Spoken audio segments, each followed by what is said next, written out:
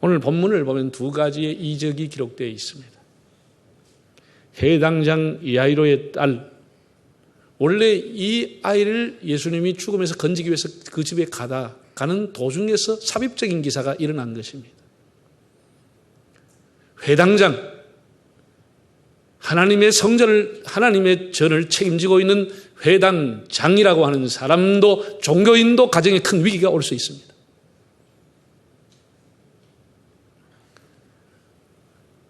혈우증으로 고생하던 12해를 병고에 시달린 여인을 만나게 됐습니다. 두 사람 모두가 여성입니다. 그리고 두 사람 모두 예수님을 만남으로 꺼져가던 인생을 재점하여 새로운 삶을 살게 됐습니다. 이렇게 예나 지금이나 예수님을 만나면 인생은 새로워지고 인생은 바뀝니다. 예수님마다도 바뀌지 않았다. 예수님 제대로 못 만난 것입니다. 예수님 만나면 바뀌게 되어 있습니다. 여러분, 사람은 다 꿈을 가지고 살아가고 있습니다. 어느 시대 어느 곳에 살든지 꿈이 그 사람의 삶을 이어가는 원동력입니다. 과학자만, 정치가만, 예술가만 꿈이 있는 것이 아닙니다. 구멍가게를 하는 사람도 꿈이 있고 말단 직원도 꿈이 있고 어린아이들도 전부도 다 꿈을 갖고 있습니다. 그러나 그 꿈이 일순간 깨어지기도 하고 그야말로 허무한 꿈이 될 수도 있습니다. 12해를 혈우증을 앓았습니다. 이 여인도 꿈이 있었겠죠. 부모님의 사랑받고 자랐어. 이웃 동네 총각을 보면 가슴이 설레우고 얼굴을 붉히고 그래서 결혼을 하고 아이를 낳고 행복한 꿈을 꿨겠죠. 30살에 이 병이 들었다고 하면 42살. 그 꿈은 한순간에 풍지박살되고 말았습니다. 레위기 15장에 의하면 여성병으로 사람들과 접촉할 수 없고 사람이 많이 모인 곳에 갈 수도 없고 성전 출입이 금해지고 졸지에 불가촉 죄인 신세가 되고 말았습니다. 당연히 이혼당했겠지요. 당연히 자식들과 생이별 당했겠지요. 사회로부터 철저한 소외를 당하고 부모로부터 버림을 받고 몇 푼 안 되는 생활비로 병을 고칠 요량으로 다니다가 그것마저 다 허비하고 꿈도 소망도 자기 인생도 청춘도 가정도 다 질병 하나에 의해서 다 무너지고 말았어요. 너무 가련한 사람입니다. 우리 시대의 사람들에게 흔히 고독이니 소외, 절망, 우울, 생명 연장의 무의미라고 하는 이런 모든 것을 이 여인이 다 안고 있는 것입니다. 2차 세계대전 이후에는 폐허 위에 새로운 도시를 건설하고 부강할 나라를 만들겠다고 하는 어느 정도의 사명감을 가지고 사람은 자살하지 않았습니다. 고독과 우울한 시간조차 없었습니다. 그러나 이제 어느 정도 문화와 예술을 누리면서 성취한 지금의 세대는 과학 발전이 주는 폐해와 사람들 사이에서 만났던 어떤 경쟁에서 오는 그 실패와 도시개발이 주는 짙은 그늘로 인하여 더 이상 도전과 건설이란 단어는 사라지고 우리 사회의 소외, 절망, 고독이라고 하는 것이 사회를 짙게 드리우고 있습니다. 그리고 질병이 주는 고통은 이루 말할 수가 없죠. 더구나 불치의 병은 소망을 산산히 깨고 인생 전체를 침몰시킵니다. 정말 사람은 연약한 갈대와 같은 존재입니다. 눈에 보이지 않는 병균 하나가 들어오면 인생 전체를 다 빼앗기고 마는 것입니다. 다 무너뜨리고 마는 것입니다. 그런 나날을 보내던 이 여인에게 예수님에 대한 소문은 복음이었고 마지막 기회였고 마지막 기대였습니다. 공간복음서에는 동일한 기사가 다 적혀 있는데 마가복음 5장 25절에서 28절을 한번 읽어보겠습니다. 12해를 혈우증으로 알아온 한 여자가 있어 많은 의사에게 많은 괴로움을 받았고 가진 것도 다 허비하였으되 아무 효용도 없고 도리어 더 중하여졌던 차에 예수의 소문을 듣고 무리 가운데 끼어 뒤로 와서 그의 옷에 손을 대니 이는 내가 그의 옷에만 손을 대어도 구원을 받으리라 생각함이로라.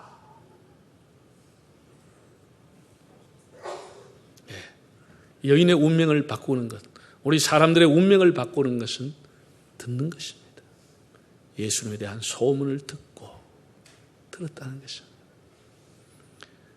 여러분, 소문이라고 해서 사람을 살리는 소문도 있지만 사람을 죽이는 소문도 있습니다. 그의 영혼과 신앙을 살리는 소문도 있지만 그의 신앙과 영혼을 죽이는 소문도 있습니다. 살리는 소문을 들었다고 하는 것이죠. 들었다고 하는 것이죠. 예수님을 만난 사람들은 좋은 소문을 내게 되고 교회란 생명을 살리고 영혼을 살리는 좋은 소문을 내는 곳이요, 그런 사람들이 모인 곳입니다. 제가 수영로 교회를 시무하고 계시던 정필도 목사님이 2년 연속으로 이렇게 연말에 재직 수련회를 오라고 해서 강사로 간 적이 있습니다. 규모 있는 교회는 강사를 요청하면 전화로 요청하는 게 아니고 공문을 반드시 보냅니다. 그래서 몇 월 며칠 몇 시에 무슨 예배고 목사님이 주어진 시간은 수련회, 제가 재직 수련회 강사로 하기 때문에 50분에서 60분. 그리고 주제는 무슨 주제를 가지고 해달라. 이렇게 이제 일반적으로 차는 번호가 몇 번이면 누가 동행할 것이며 식사는 어떻게 하실 것인가 말 것인가 주무시고 갈 건가 이런 것이 공문은 옵니다. 그런데 이 수영로 교회는 특별하게 한 장이 더 첨부가 되어 있었습니다. 목사님 설교하시면서 참고하십시오. 라고 한 내용은 뭐냐 하면은 반드시 덕과 본이 되는 직분자를 소개해 주십시오. 본이 안 되는 사람, 부정적인 직분자를 예하로 들지 마십시오. 라고 되어 있습니다. 참 내 특이하다고 생각했어요. 그 설교한 사람이 알아서 하는 건데, 제가 부임에 왔어도 정 목사님 찾아가 인사를 드렸습니다. 30분 똑같은 얘기. 한 번 설교하고 나오면 자기 방에 30분 또 똑같은 얘기. 두 번 하고 나서 다시 자기 방에 찬양하면 똑같은 얘기 3번 들었습니다. 또 책도 그렇게 나왔습니다. 목사님은 강단에서 부정적인 목사, 부정적인 집사, 부정적인 장로들 얘기하지 말라는 거예요. 은연중에 사람이 본받는다는 거예요. 정말 교회를 잘 섬기는 사람들 이야기, 정말 몸을 다해서 마음을 다해서 교회를 잘 섬기는 집사님들 얘기, 권사님들 얘기, 장로 이런 얘기를 해서 사람들 나도 저렇게 살아야지. 롤 모델로 살 수 있도록 본이 될 수도 해달라는 거예요. 부정적인 얘기 하지 말라는 거예요. 사람들이 모르게 번진다는 거예요. 하지 말라는 거예요. 그래서 내가 정말 대단한 목회를 하시는 분은 목회 철학이 다르구나. 뭔가 다르구나. 뭔가 다르다. 혹시나 교인들에게 부정적인 얘기했다. 그걸 혹시나 힌트로 삼고 본받을까 싶어 하지 말라는 거야. 하지 말라는 거야. 정말 이분이 교회를 아끼고 대단한 분이구나. 그걸 제가 교훈을 받았습니다. 좋은 소문을 들어야 된다. 좋은 소식, 좋은 소문을 들어도 모자란데 왜 안 좋은 거를 무디꾸리라 할 필요가 있냐는 거죠. 물론 사람이 때를 따라서는 자기를 성찰하는 시간, 자기를 비판하는 시간도 필요합니다. 그러나 늘 부정적이고 늘 비판적이면 늘 적대적이면 그런 사람이 그런 교회를 왜 다녀야 되겠습니까? 그런 의식을 가진 사람이 교회를 위해 헌신하고 봉사를 하겠습니까? 그 사람이 교회를 자랑하고 복음을 자랑하고 그리스도를 전하겠습니까? 교회에 대해서 늘 험담을 하는 것은 그 교회에 대해서 영적인 자살행위입니다. 자폭 행위를 하는 겁니다. 내가 예수 믿다가 낙심한 젊은이들, 안티가 돼서 교회를 공격하는 사람들 만나보면 중직자의 자녀들이 꽤나 있습니다. 이란도 공격하지만 교회에 대해서 불만을 가진 중직자의 가정의 자녀들이 교회를 떠납니다. 늘 아빠 엄마가 식탁에서 테이블에서 늘 교회 지도자를 원망하고 불평하고 불만하는 것을 듣고 자라가서 여기는 교회 나가지 않습니다. 내가 그런 교회 갈 필요가 뭐 있냐는 거예요. 내가 배울 곳이 없는 그런 교회 가서 왜 내가 그거 앉아 있어야 되느냐. 시간 낭비라 생각하는 거예요. 이런 것이 자녀들에게 영적인 독약을 먹이는 거예요. 교회 오지 말라는 말과 동일한 것이에요. 동일한 것이에요.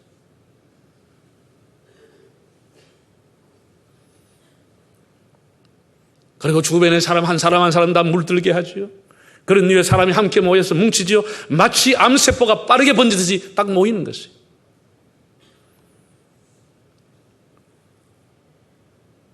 그리고 결국은 그 사람들이 교회로부터 떨어져 나가게 됩니다. 늘 가더라 했더라 이런 소리를 가지고 하는 거예요. 여러분 사람이 제일 재미있는 소리가 뭐예요? 돈 안 드는 게 몇 사람 모여 앉아 남 욕하는 게 제일 재미있습니다. 돈 안 듭니다. 시간 간 줄 모릅니다. 남을 깎아내리고 비하고 남을 욕하고 하는 것, 그보다 더 재미있는 일이 어디 있습니까?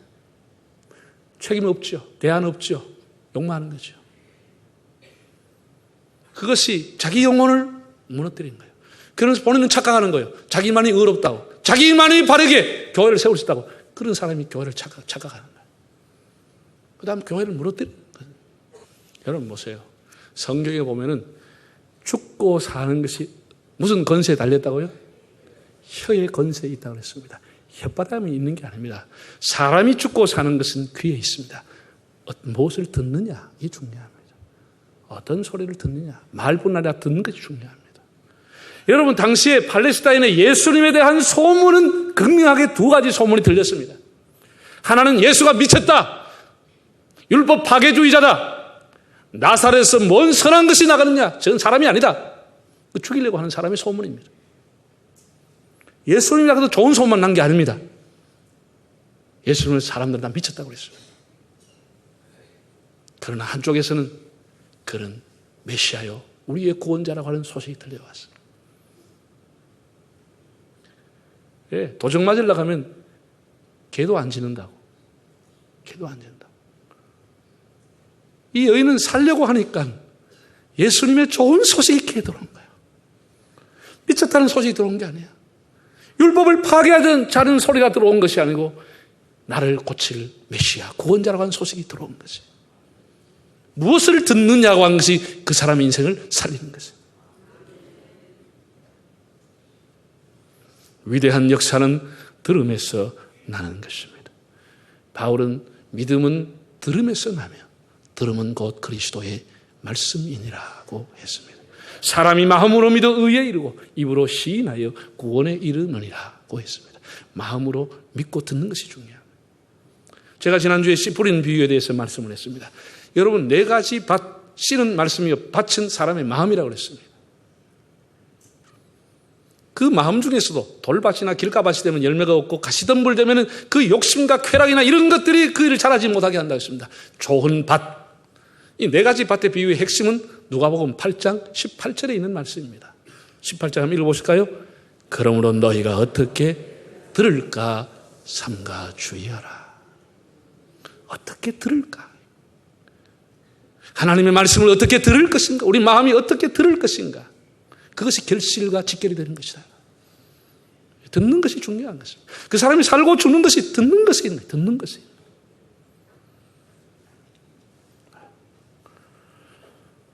예수님에 대한 소문을 들었다라고 하는 것. 그것도 좋은 소문으로 들었다는 거예요. 좋은 소문. 두 가지 중에서도 좋은 소문을 들었다고 하는 거죠. 두 번째, 이 여인의 운명을 바꾼 것은 44절에 있는 단어입니다. 44절을 한번 보실까요? 예수의 뒤로 와서 그의 옷가에 손을 대니 혈루증이 즉시 그쳤더라. 손을 대니, 댔다라고 하는 거예요. 좀 전에는 소문을 듣고 지금은 대니. 이것은 그냥 뭐 터치하고 지나가는 것이 아니고 원어적인 의미로서는 삐끌어맨다. 삐끌어맨다는 뜻을 갖고 있습니다. 연결이 되고 하나가 된다는 뜻입니다. 이 여인은 예수님의 앞에 와서 앞자락을 잡은 것도 아닙니다. 조용히 뒤에 와서 뒷자락을 잡고. 여러분, 이 여자가 예수님 앞에 나오는데 얼마나 어렵겠습니까? 얼마나 많은 장애가 있습니까? 세상으로 버림받고 가정으로부터 버림받은 이 여자는 부정한 여자입니다. 사람이 모인 곳에 갈 수가 없는 여자입니다. 예수님 가는 곳마다 많은 사람이 따라다녔습니다. 그 많은 사람을 헤집고 만난다고 하는 거의 불가능한 일입니다. 왜? 자기 근처에 사람을 오면 자기 스스로가 탐해 나는 부정한 사람입니다. 외쳐야 했어. 율법에 의하면. 나는 부정한 사람입니다. 외쳐야 했어. 근데 그 많은 사람을 뚫고 간다고 하는 이 자체가 관념과 율법을 뛰어넘지 않고는 못 가는 거예요. 불가능한 것이에요. 그리고 여러분, 12회 동안 계속 하혈을 했던 여자가 어떻게 생겼겠습니까? 위생시설이 열악한 그 시대에, 먹을 걸 제대로 못 먹던 그 시대에 사람이 수수깡처럼 바짝 말라 해골처럼 돼 있지 않았겠어요? 얼마나 가면 사람들이 손가락하고 손가락하겠어요? 그런 수모와 수치를 겪고 사람들이 모인 곳에 나간다고 하는 것 불가능한 것입니다. 불가능한 것입니다.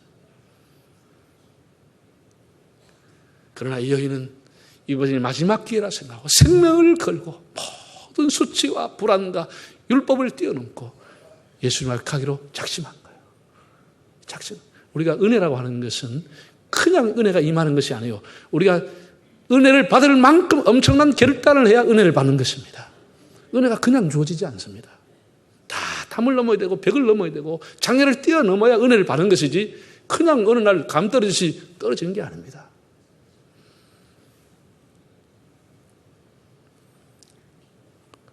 이미 예수님 그 당시에 슈퍼스타가 돼서 수많은 사람들이 예수님 가는 곳마다 모여다녔어요. 물론 거기서 예수님을 대적하는 사람도 있었겠지만은 그 여자가 1:1로 독대할 수가 없는 거예요. 여러분이 시장님을 만나고 싶고 장관님을 만나고 싶고 여러분이 뭐 유명하고 훌륭한 분 만나고 싶다 가면 만나져요? 수많은 사람이 그 주변에 있어서 거의 만나기 어렵습니다. 1:1 독대가 어렵습니다.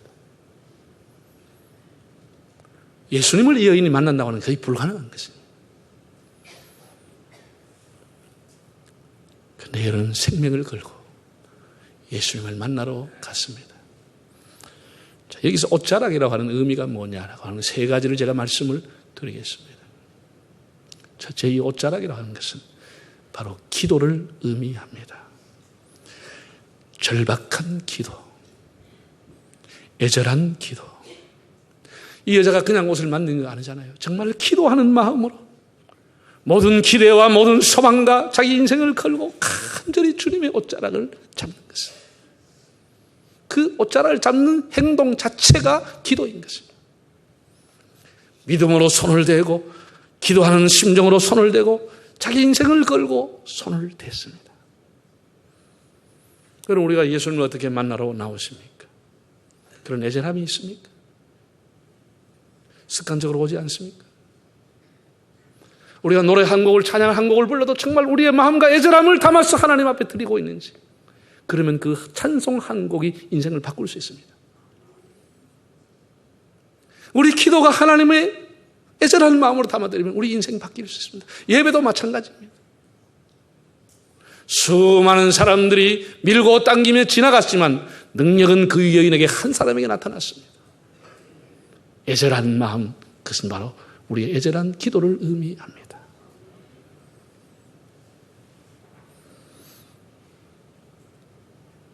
두 번째, 주님의 옷자락은 바로 교회임입니다.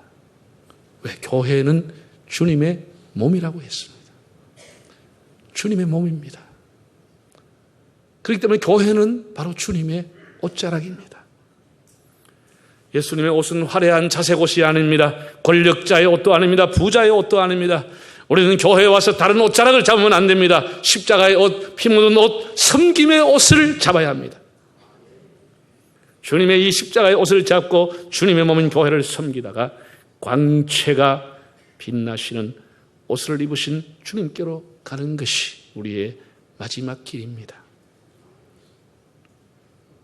내 주님 영광의 옷 입고 문 열어 주실 때 나 주님의 나라 들어가 영원히 살겠네.